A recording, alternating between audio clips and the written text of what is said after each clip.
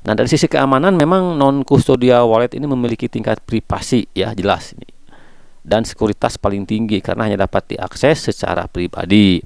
Tapi memang kekurangannya dari non custodial wallet adalah ini, teman, resikonya ya.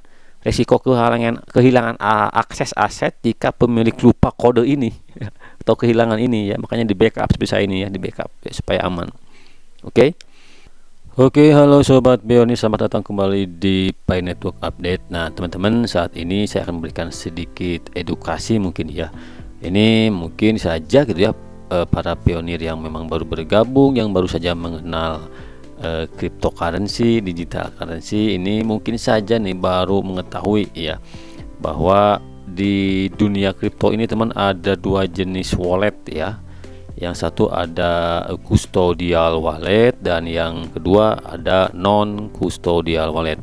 Seperti yang kalian ketahui teman ya, mungkin kita ketahui semua bahwa di Pi Network ini kita menggunakan wallet non custodial wallet teman-teman. Jadi harus lebih hati-hati ya dalam menyimpan sandi prase private key-nya, karena hanya kamu ya pemilik wallet saja yang mengetahui sandi prase dari non custodial wallet ini, sehingga kalau lupa, hilang, nggak bisa yang nama istilah kata kita lupa klik lupa sandi gitu ya, lupa sandi prase nggak bisa.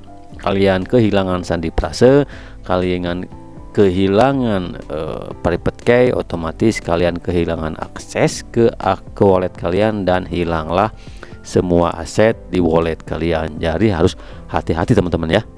Nah, oke teman-teman, saya akan memberikan sedikit edukasi nih ya, sebetulnya apa sih yang namanya custodial wallet dan non custodial wallet ya. Kita akan sedikit simak perbedaannya teman-teman ya. Nah teman-teman, kita sedikit mundur ke belakang nih ya. Waktu pertama kali Bitcoin mulai populer ya ditransaksikan, kebanyakan memang pemilik koin Bitcoin itu hanya menyimpan aset mereka itu di private wallet ya, atau dompet pribadi yang sering disebut juga sebagai non custodial wallet yang saat ini digunakan juga oleh Pi Network. Namun dengan seiring waktu banyak juga exchange yang menawarkan jasa penyimpanan koin di dompet pribadi dengan manajemen terpusat teman-teman ya. Ini yang dinamakan dengan custodial wallet ya, yaitu dengan manajemen terpusat. Intinya kita menitipkan private key kita ini di exchange teman-teman. Jadi harus hati-hati juga ya. Nah teman, di sini kita perjelas lagi nih cara kerja wallet kripto. Nah ya, masing-masing dompet pribadi ini memiliki akses dari dua sisi, yaitu private key teman-teman ya. Nah, dan public key. Kalau di Pi Network kan ini teman-teman. Nah ini ya private key. Sorry, kelihatan gak nih? Nah ini ya. Kalau di Pi Network ini private key ya yang kita gunakan, bukan public key ya, harus paham nih.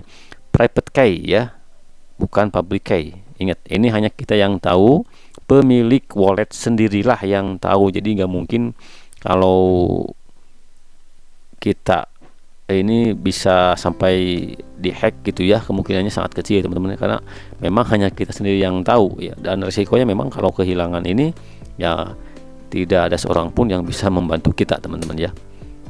Setiap kali pemilik wallet menerima atau menerima koin ya, mereka akan mencantumkan address teman-teman ya, seperti ini ya. Nah ini teman-teman ya, sorry, address atau alamat transaksi dan public key agar dapat teridentifikasi oleh pihak lain. Sedangkan private key adalah kredensial ya yang dibutuhkan pemilik wallet untuk mengakses isi dari dompet digital mereka yang ini teman-teman. Ini ya private key. Jadi public key dan address dapat diakses sebetulnya oleh siapa saja yang terkoneksi teman-teman pada jaringan blockchain ya. Jadi seperti public key, bukan private key nih.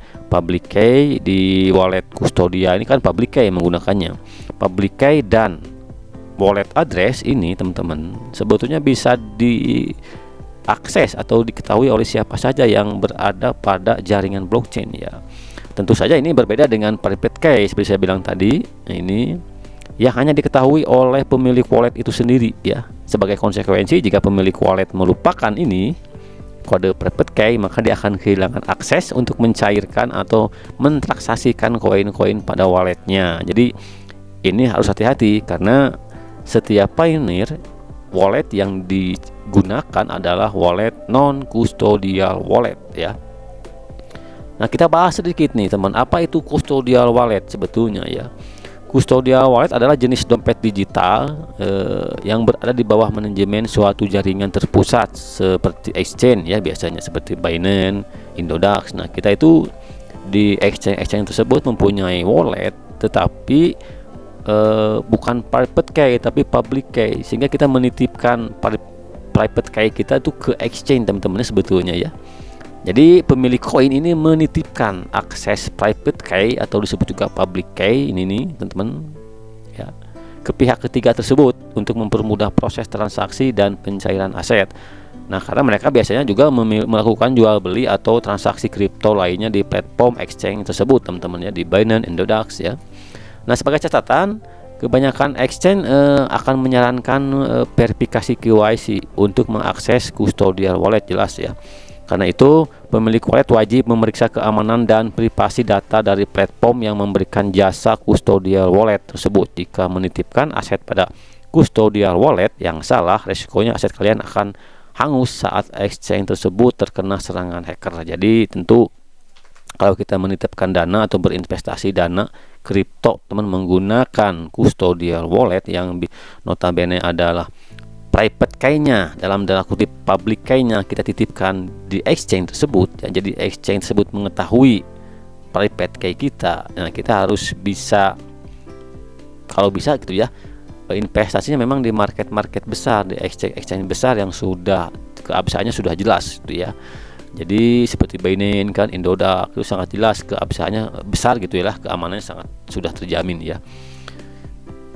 Jadi kemungkinan terserang hackernya ya mungkin kecil gitu ya.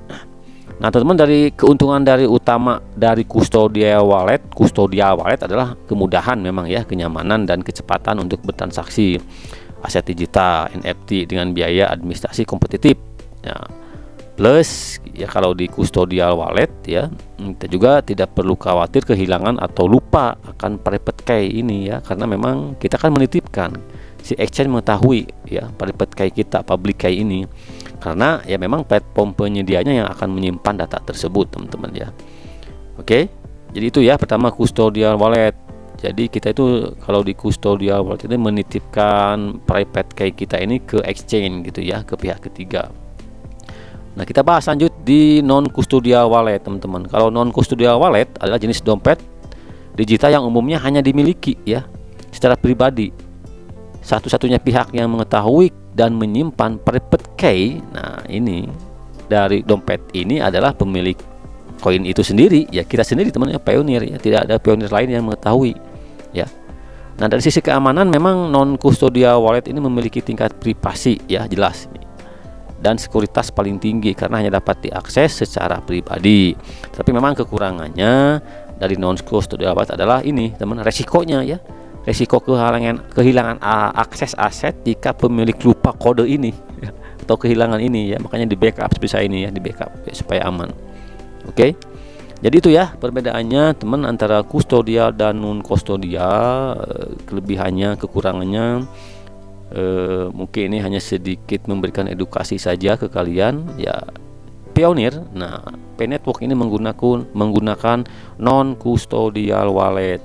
Jadi private key-nya hanya pionir itu sendiri yang tahu ya. Exchange manapun tidak tahu, si P-Network pun tidak tahu, core team pun tidak tahu. Jadi private key ini harus kita simpan baik-baik, apalagi sudah di-migrate, koinnya sudah ada ya di wallet kita. Kalau kita kehilangan ini, private key ini ya hangus semua ya, kita tidak bisa akses ya, karena tidak seorang pun yang bisa membantu. Core team pun, P-Network pun tidak bisa membantu karena ini bersifat non custodial wallet ya. Oke teman-teman, jadi intinya hati-hati ya menyimpan private key kalian, jangan sembarang juga share private kalian, dan jaga baik-baik apalagi sudah di-migrate ya. Oke, itu aja informasi kali ini, hanya sebatas edukasi, mudah-mudahan bermanfaat, dan usahakan kalian bikin backup di berbagai tempat untuk private key dompet kalian supaya aman ya. Sekian, terima kasih. Jangan lupa untuk dukung channel ini dengan cara subscribe, like, komen, dan share. Terima kasih. Salam petir, salam pionir.